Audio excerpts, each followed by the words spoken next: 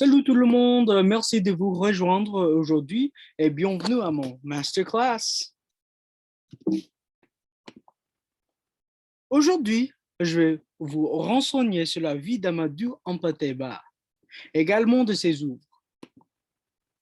Le voici dans cette image-ci. Et une petite parenthèse, je pense que c'est le bon Amadou Hampâté-Bâ, mais n'hésitez pas à me prouver le contraire. D'accord, on y va, c'est parti. Information de base. Il faut tout d'abord, vu pas des petits détails, il est né dans une petite ville qui s'appelle Bandiagara. En fait, personne ne connaît son anniversaire exact, mais quand même, c'est entre 1900 et 1901. Euh, et où se trouve Bandiagara?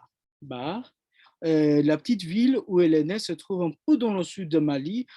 Si ça ne voit pas, vous l'image de fond qui est le drapeau du pays. Et c'est pas trop loin de la frontière ici, entre Mali et Burkina Faso au sud de Mali. Sa jeunesse. Sa famille était assez aristocratique, mais elle était aussi une famille éclatée, puisqu'après la mort de son papa, quand il était jeune, sa mère a épousé encore, et le nouveau mari de sa maman était d'un groupe ethnique différent. Du coup, il y avait des conflits entre les deux groupes, mais malgré tout ça, sa formation était plutôt diverse. Et c'était un excellent élève qui était assez vif. Il est allé dans une école coranique et une école française à Bandiagara, et aussi une école à Djenné. À l'âge de 15 ans, il a quitté cette école-là, histoire de se réunir avec sa mère. Après ça, il est rentré à ses études à Kati, mais il a refusé une invitation d'assister à l'école normale, bah, c'est-à-dire une sorte d'école supérieure qui était assez prestigieuse. Bref, de 1922 à 1942, il bossait dans des postes administratifs et coloniaux. Un guide spirituel.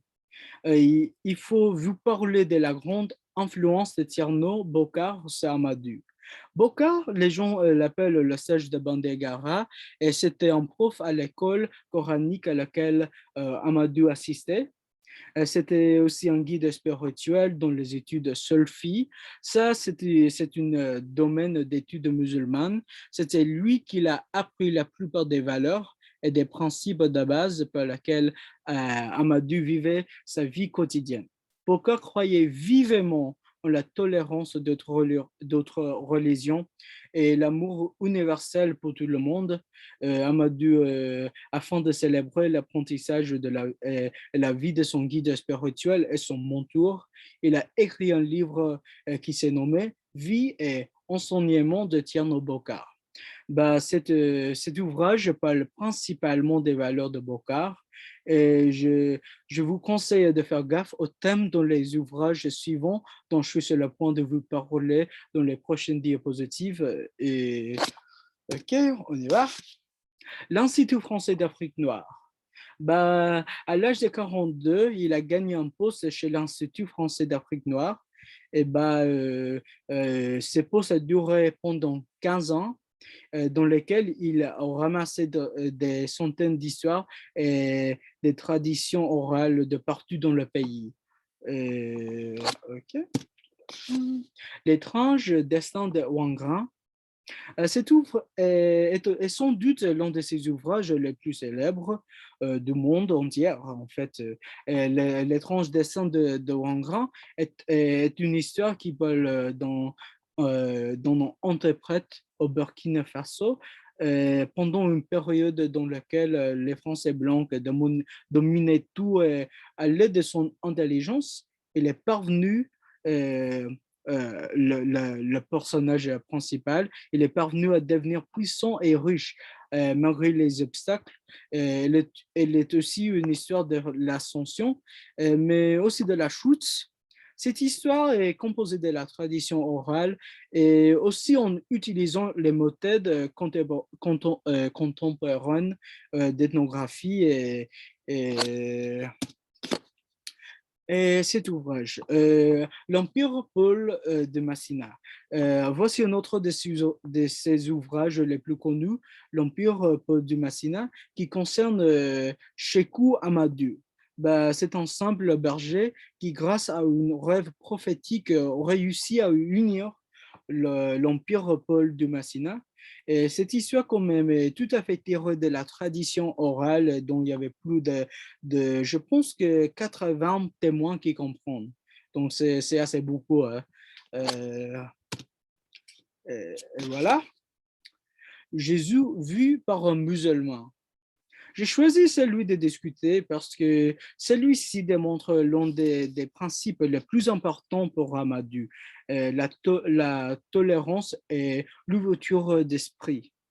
Dedans, il dit, mon rôle est avant tout, chaque fois que j'ai l'occasion de rencontrer un croyant, qu'il s'agisse de mon frère chrétien, de mon frère judaïste, de mon frère bouddhiste ou de mon frère de religion traditionnelle, de me mettre à son écoute. Il est temps, je crois, d'oublier nos divergences pour découvrir ce que nous avons de commun et essayer d'avertir à partir de là ce qui pourrait être la société religieuse de demain. Et voilà, on peut remarquer les valeurs de Bocard qui se manifestent clairement, en fait. Ces mémoires, voici ces mémoires qui ont été publiées suite à son décès, donc après sa mort. Les deux démontrent sa vie en grandissant dans l'Afrique coloniale. Ils nous fournissent des bonnes peintures de la vie quotidienne lors de cette époque. Et il y en a d'autres, bien sûr, mais ceux que j'ai choisi de discuter aujourd'hui démontrent les principes fondamentaux pour Amadou. Celui-ci, Amkoulel, l'enfant Paul, et oui, mon commandant.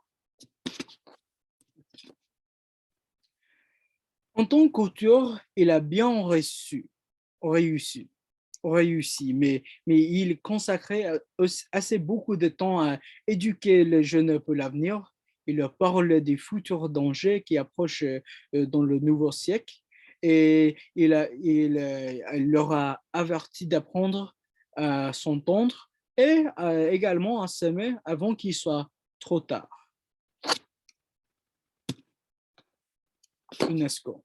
Quand il avait 61, on l'a désigné à représenter Mali à l'Organisation des Nations Unies pour l'éducation, la science et la culture, UNESCO.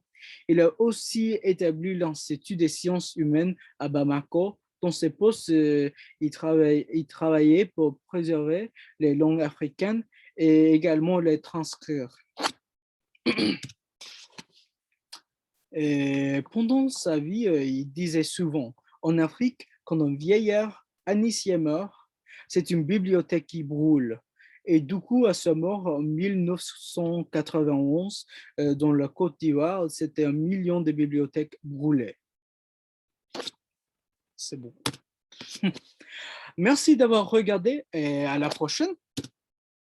Si ça vous a plu, je vous conseille de penser contribuer à mon PayPal ou Venmo et vous abonner à ma chaîne. Voici la bibliographie. Et si vous avez des questions, n'hésitez pas à m'en poser. Merci, ciao.